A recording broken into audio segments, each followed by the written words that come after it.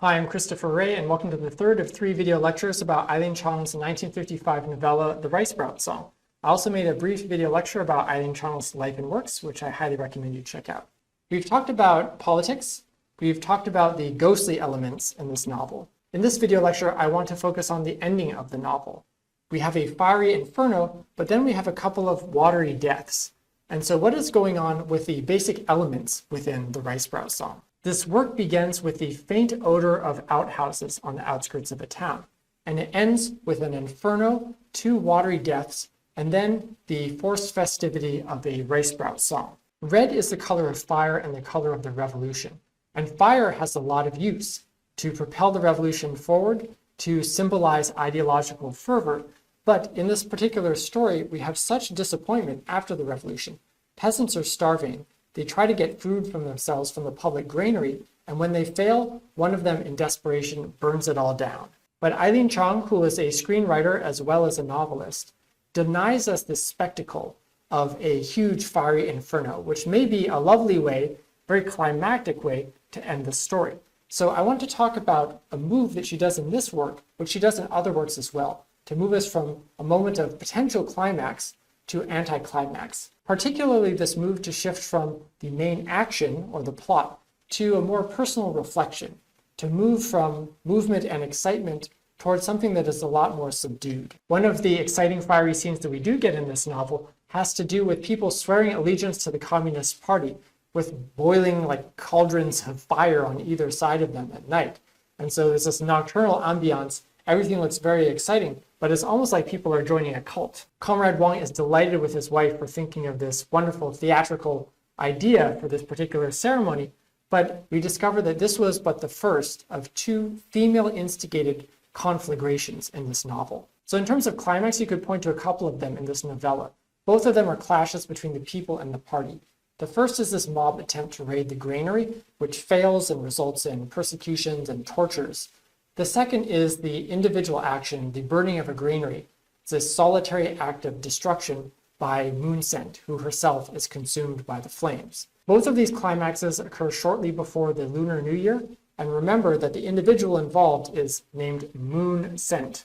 I encourage you to go back and take a look at these 2 scenes and judge for yourself just how climactic are they. Because there's a quite sudden shift from the heat of battle and the heat of the moment and Comrade Wang blurting out, "Oh, we failed the people," to this cold, rational calculation about the future, that what you're saying in the heat of the moment is going to come to haunt you in the future. The burning of the granary is a climactic scene in the sense that it is this final act of vengeance by an individual who has been thwarted by the party that is supposed to be acting in her best interests and those of her community.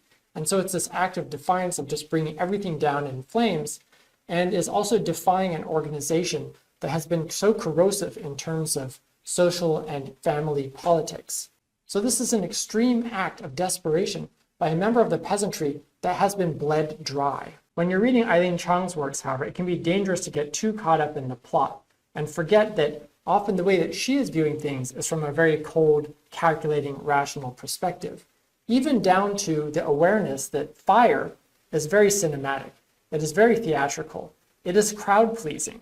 One of the best-selling films of the 1920s was this series called Fire Burns Red Lotus Temple that set off a whole inferno of blazing fires across the Chinese silver screen. Fiery cinema is a study that identifies this trend not just of representing flames on screen, but even burning films themselves. In the description of the burning of the granary, a lot of the focus is not on the buildings, it's on the psychology of the characters who are witnessing this and indulging in their own cinematic fantasies, you could say. And in both the riot scene and the fire scene, we don't get a lot of deaths represented directly.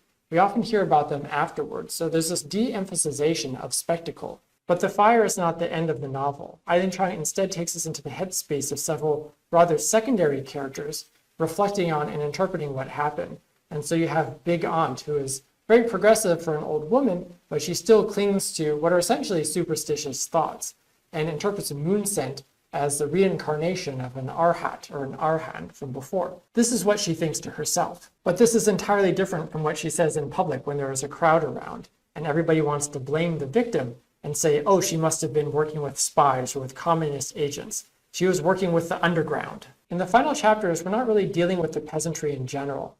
Eileen Chang is really focused on personal concerns of individuals. So for Comrade Ku, he still has a story or a film to write, and so he's going to turn this real tragedy into a mythic triumph. Nor is it just evil communists who turn away. We have this peasant woman whose brother has just died, but his death has also afforded her this rare chance to go out strolling with her husband. So one of the things that Eileen Chang is doing by shifting the perspective to these secondary characters is to show just how indifferent they are to the so-called main story, and by extension, how indifferent other bystanders or onlookers or common people might be. So I would consider this to be quite anticlimactic, and it's a type of anti-climax that we find in many of Eileen Chang's writings. So if you take a look at the collection Love in a Fallen City, for example, there are two stories in there, Sealed Off, also known as Blockade, and Love in a Fallen City, the title story, in which we end with a personal reflection. In the case of Sealed Off, this is a story with two different endings. In the one that we see most often, it just ends with the word swine when the tram driver curses out a pedestrian who is getting in his way.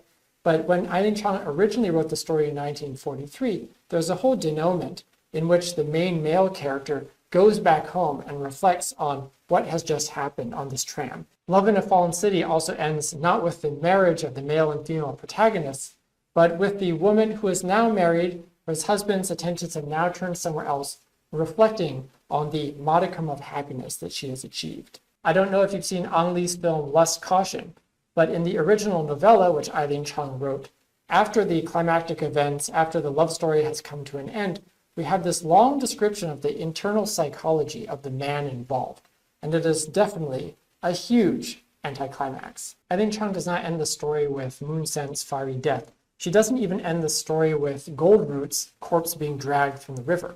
She adds a second watery death of this anonymous character, and this death, which is just kind of a freak accident of someone getting drunk and drowning, inspires Goldflower to adopt a boy. So it's kind of indicating that she is moving on. Comrade Ku also moves on very quickly. After the granary burning, he thinks this would be a splendid and stirring spectacle for the climax of my film. But there's this absurdly comical detail about he had wanted to write about a dam, so how is a dam going to burn?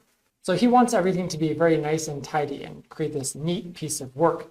But he realizes that because of the ideological strictures, it would have to be a very small fire that is put out very, very quickly. And so I'm thinking of Eileen Chang not wanting to go for the grand finale, but the little reunion, right? Everything is in diminutive form here. So Eileen Chang denies us any possibility of tragic closure here. There's no catharsis. The dead are denied or dishonored.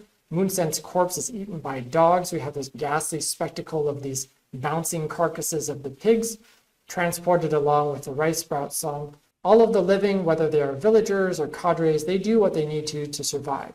They move on.